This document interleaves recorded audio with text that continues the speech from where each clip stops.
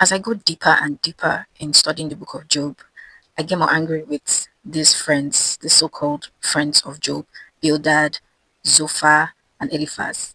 They just get me angry.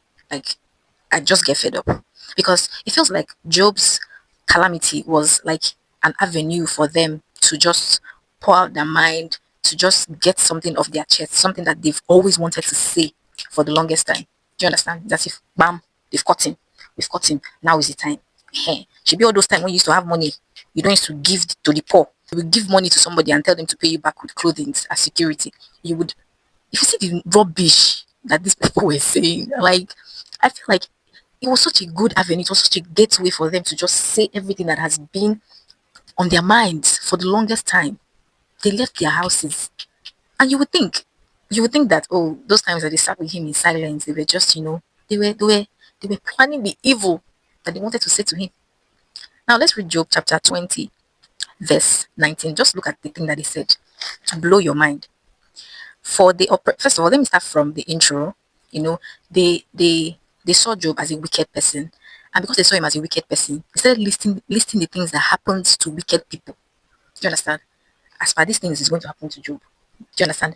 In the beginning of Job chapter 20, don't you realize 20 verse 4, this is verse 4, don't you realize that from the beginning of time, ever since people were first placed on earth, the triumph of the wicked has been short-lived, and the joy of the godless has been only temporary. This was them asking him, don't you know that the wicked, they don't live forever? Their lives are always cut short. They're referring to Job. Do you understand? They already tagged him as wicked, and then they go ahead to list the things, the bad things that happen to wicked people, you know, or the things that the wicked people must have done that would require them to that would require their lives to be cut short. Right now, going over to chapter verse 19 of chapter 20, it says, for they oppressed the poor, that's the wicked, they oppressed the poor and left them destitute.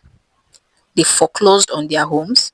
They were always greedy and never satisfied. Nothing remains of all the things they dreamed of. Nothing is left after they finish gorging themselves. Therefore, their prosperity will not endure. In the midst of plenty, they will run into trouble and be overcome with misery. So many other things. Like, oh my God, really now save them. They had to get something off their chest.